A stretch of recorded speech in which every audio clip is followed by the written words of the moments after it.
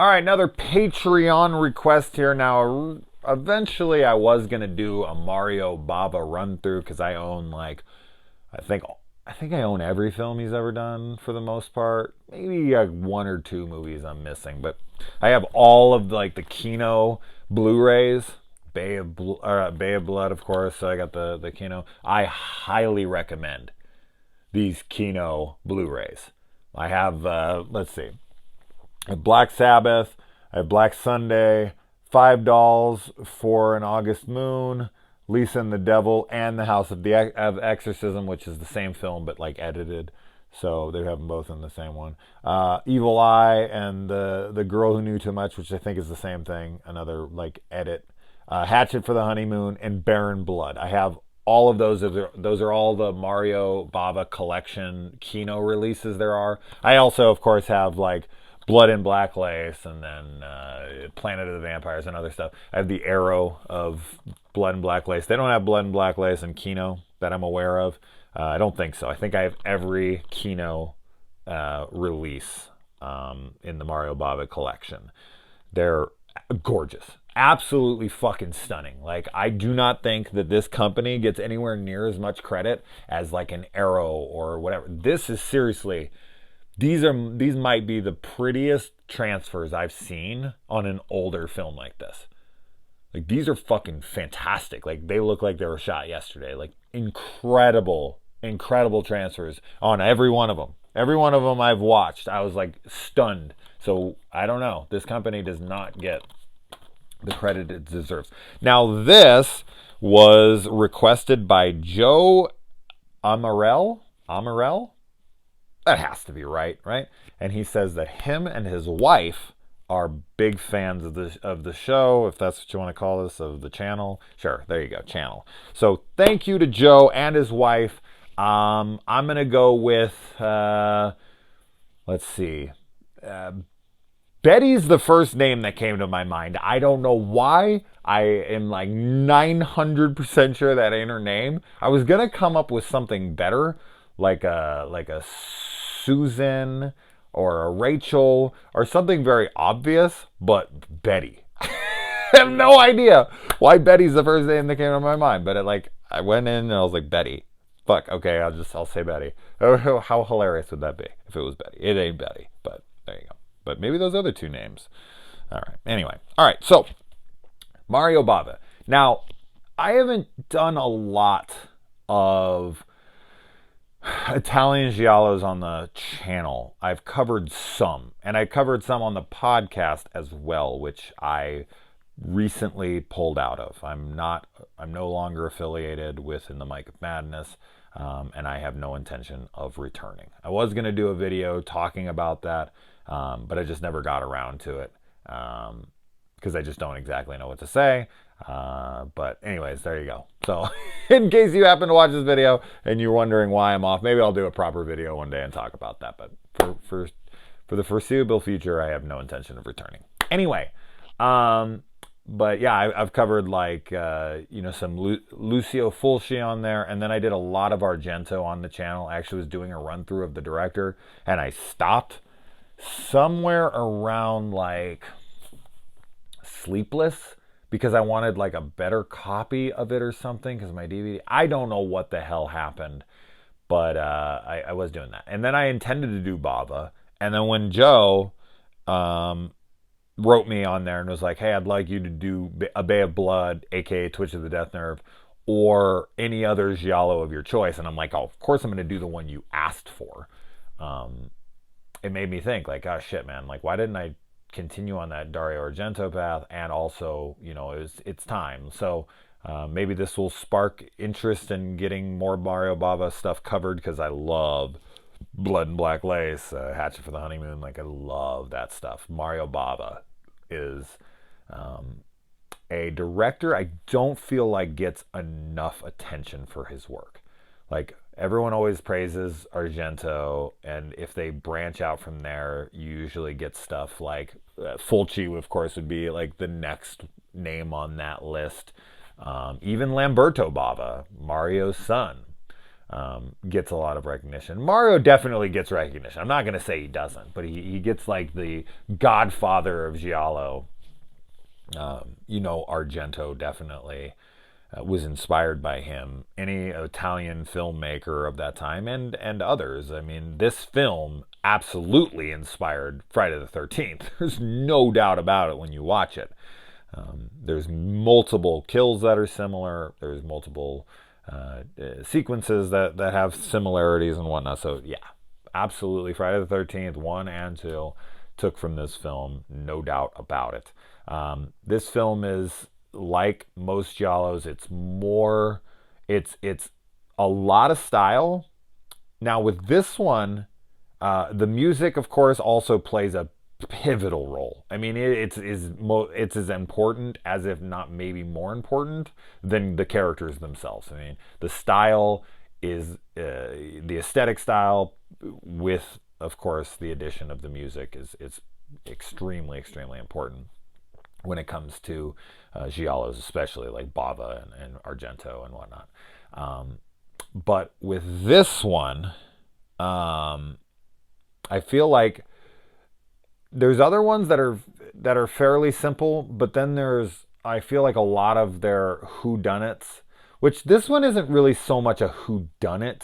It is and it isn't, because it kind of turns itself on its head. This movie is convoluted as fuck. When it was happening towards the end, I wanted to keep rewinding things and being like, wait, what? Who's doing what now and why? And who's this person? What are they attached to? And then this person would turn on that person, and then this person was not doing this, but then this person was, and this person was killing, but this person wasn't, but this person was killing. It's like, what in the fuck is going on? And then at the very, very end of this movie, did the kids actually kill their parents? But they're really good at playing dead. But we never see them actually get up. Like, what the fuck is happening? They were just like trying to throw every twist in the book at you. Oh, it's these people. It's just it's this person. But this person's actually spinning things around, and it's not this person. It's actually this person. Nope, just kidding, head fake. It was that person. But this person's now killed by this person, and this person's actually in cahoots with this person. But then this person is actually related to this person, and she has this connection to this person. I was like, what the fuck is going on? What? I don't know if I've ever been so lost listening to dialogue. I was so confused. And yeah, it's like English dubbed, but I think that they shoot it in English and then dub it with like English, like more traditional American accents as opposed to the accents of the actors. I think that's why they do that. But oh my god, man, I'd have to watch this like a few times and really like rewind scenes and write like a fucking thesis paper on this. This is crazy all over the place. I'd like to watch an explained video on this if one exists. I'm sure it does. Where it was like, okay, so this person wanted to do this because the opening killer is killed. And then that killer is killed, but then it's killed by somebody. It's so fucking out there. I can't even explain it. I just kept watching being like, wait, what? Who's killing who now and why? What the fuck? Anyway, that's crazy, yeah. So I really wish maybe I should come back and do like a revisited where I rewind those sequences and actually try to figure out what the fuck is going on. I know everyone wants the Bay. I know that's what's going on here. The Bay's worth a lot of money. They have these people in the beginning. They want the freaking Bay. This chick won't sign it over. So then the dad ends up killing her, but then they kill the dad, but then the son is an illegitimate child that lives on the property, but they think maybe he's killing because they find the body in his boat, but then they find out that those people are in on it, but then this blonde chick is there and she was told, but then she's lying and it actually was her. What the fuck? Oh, Lord, just saying it out loud is like, huh? Okay. But I like that the killer's killed in the opening because it shows the killer and you're like, whoa, wait, what? We never see the killer. And then it's like, well, nope, duped you. The killer's then killed. And then we find out there's like fucking 5 killers in the movie and they're all in it for different reasons. And then I didn't even honestly know who the fuck was at the end. Like, I was like, wait, who are these people again? And what is their motives? And what? Okay, this is the chick's, the dude who's killed in the beginning. That's her dad, right? And that's who it is. Oh my God, I was so confused by the end. Bobby's haircut. So we get the 4 teens in this movie. You got Broomhilda. Of course, as soon as I hear that name, I'm going to think of Django Unchained. And then you got Bobby, who Bobby is kind of being cock blocked by his friend because his friend calls dibs on a chick. This reminds me, when I very first moved to Arizona, I met this chick named Lauren. She was working at a grocery store, and I brought her home, and we had a babysitter at that time for my brothers. And I got home, and I think my parents got home shortly thereafter. But the babysitter she was hot. She was from like Germany or something. She was maybe in her early 20s. I don't remember. She was nuts though. She was all about wanting validation without ever actually giving into anything. So she would like text me or she would call me and she'd be like, "You think I'm so hot, don't you? You think I'm so sexy. You like my body, don't you?" That's my accent. There you go. I don't know how good it is, but that's honestly how she sounded. It was not far off of that. More feminine than that. She wasn't like, "Jason, you want my body." She's not like fucking Jim Carrey's bodybuilder chick. But anyway, so I had them both in my room, and I'm thinking, oh shit, like I might have a three-way right now. This is before I realized who the German babysitter chick was. But like I walk out of the room to go to the bathroom because I was drinking. This was back when I used to drink all the time, and I had to take a piss. So I went out, but then like when I came back, I heard Lauren in there, and she was just reading this chick the riot act. She was like, "Listen, that guy is mine, okay? Jason is fucking mine. Don't you even dare try to go after him. Like, I will fuck you up." Like, she was laying down the law. And in the moment, it was actually kind of hot to me. Like, I was like, wow. I don't think I've ever had a chick so aggressively going after me. Come to find out later, though, through us kind of hanging out and whatnot, she became a full-blown stalker. Like, horrible stalker. To the point where I actually thought she killed one of my friends one day. Long story. But essentially my friend called me, and she's like, "Do you know who this fucking Lauren chick?" Like, Lauren called me on my friend's phone. And I just so happened to hang out with that chick like the day before. And then she like went out hiking, and then I never heard from her again for like a year. And like I checked everywhere to find out where she was, and no one knew where she went. And I straight up thought she murdered her.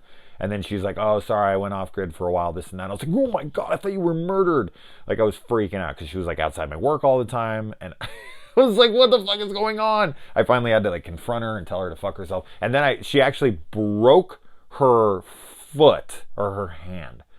I can't remember. This was so many years ago. But I came to her house and she said that these two guys like raped her and broke her arm and this and that. I wasn't speaking to her anymore. And she called me and she was crying, "Jason, somebody broke into my house and beat me up and this and that." And we went to the hospital and I took her in, and this fucking doctor pulled me aside and he's like, these wounds are self-inflicted. And I was like, "What?" And he's like, "Yeah, these are self-inflicted. I just wanted you to know so you can keep an eye on this and that." And I'm like, oh my God. Because when I walked into her house, I realized, I was like, there's nothing that shows any sign of a struggle in this entire house.